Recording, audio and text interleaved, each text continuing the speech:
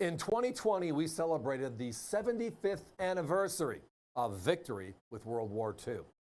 But it's still one of the great topics. There's a complete channel on it, right? Which I know I watch every once in a while. Maybe you do as well. Of course, when you're not watching coins on TV. But that history of time is special. And at this recent ANA, one of our good friends was working on a collection that we bought into. I hope you're going to buy into it too. These are great. The graphics on this are 10 coin collections. We're going to show them to you group by group. There is the World War II end, right? The Second World War itself, but the European theater and all the countries associated with the European theater. Beautiful presentation box. Every coin is encapsulated. They're all beautiful hand-selected, circulated pieces. The certificate talks about all 10 coins, tells you exactly what they are, from the Belgian dime, the German Reichspfennig, the Italian lira, right? The French franc, the Great Britain sixpence, the US, our Lincoln cent, obviously, Yugoslavia, the dinar, Russia, the 3 kopeck, you can see that right there, CCP, and Canada, the 5-cent coin. All of the major countries embattled in World War II in Europe, both the good side and the bad side, i.e. the victors and the Axis allies, all tied together. 10 coins, $79.95.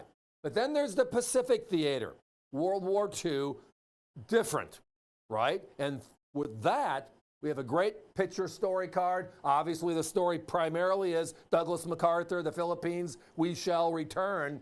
But the coins themselves are even more unique. We have the French Indochina coin. That country doesn't exist anymore, by the way. We have the Hong Kong 1 cent. Japan, we have their 5 cent. The Netherlands East Indies, which doesn't exist anymore either today. We have their half gulden, the silver coin. Malaysia, we have their 1 cent. The US, we have the steel cent, which is a pretty cool addition here. The Straits Settlements, which was a grouping of territories at that time that all used the same currency. They don't exist today as well. We have British India, we have Great Britain, we have the Philippines, and the centavo, which was made by the US Mint in San Francisco for the Philippines, going back to before the war itself. But both of these collections are just special parts of US history, world history, and the contributors on all sides. And it's broken down to 2 different theaters. The US was involved in both. Great Britain was as well. But we have the European theater, and then we have the Pacific theater. All the coins are different. Even the US and English coins that are in both sets are different coins in each set, right? The 6pence is in one, which is the European, and then the half-penny is in the Pacific. For the US, it's the war shell case cent in the European and the steel cent in the Pacific. So if you're looking for a great part of history, looking at these coins, talking about these coins, my competition currently is over $150 to $160 for the same 10 coins in each of these respective sets. We're less than half. Ours are encapsulated. Ours are presented in a presentation box. They come with a certificate of authenticity. Our friends put together a lot of work to make this thing tight and presentable, and they did a great job, have they not? And they've made it affordable. So it's part of history. I remember I was sitting down with my son, who is out of college, and we were talking about this collection going into the office earlier this week. And it was like, wow, I didn't realize how many of these countries on the Pacific side don't exist anymore. They've evolved to other countries over time. But even on the other side of the fence, which is the European, right, we have the Bohemia coin. That doesn't exist anymore.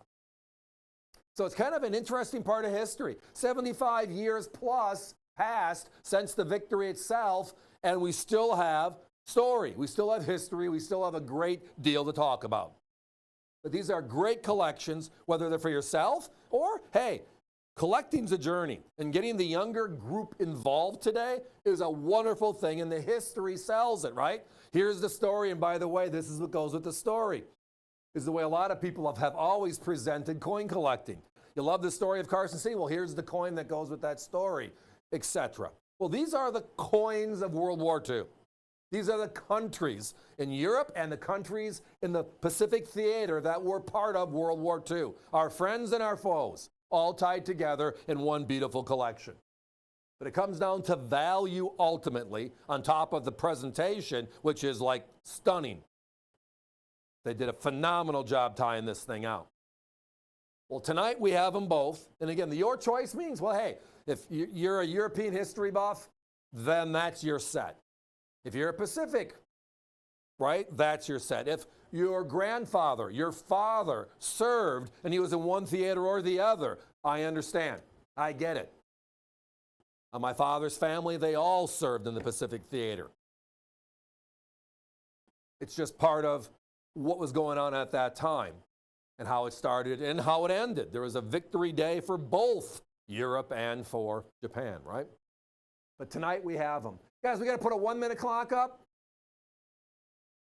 Love this. I could talk about it for hours.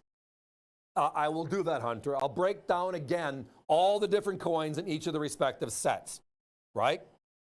So an area that used to be separate from Germany but now is part of it is Bohemia, right? It's a Czech money system, right? That is in here. Belgium has the 10 cent. Germany has the Reichspfennig or the penny. Italy, which is Mussolini, the lira, right? France, the franc. Great Britain, the 6 pence. The US is a shell case cent. Yugoslavia is the dinar. USSR, Russia was the 3 kopeck. And Canada, the 5 cent. That is the European theater. The Pacific theater is broken down to French Indochina, the ½ cent. Hong Kong, the 1 cent. Japan, the 5 cent. Netherlands, East Indies, which is a ½ silver gulden. Malaysia, or Malaya at that time, the 1 cent. The US, the steel cent. The Straits Settlements, a cent. The British India is the ½ anna. And the Great Britain piece on this set was the ½ penny. Philippines, last but not least, is the US struck silver 20 centavo. These are the coins of World War II broken down by theater. Tonight, packaged under $8 a coin. My competition's over $1.50 each. Not even packaged, just coin by coin. As you can see here, beautiful presentation, beautiful coins, and even better value. Hope you enjoy it. It's just a fun part of history, and collecting's all about that, right? Give me a call.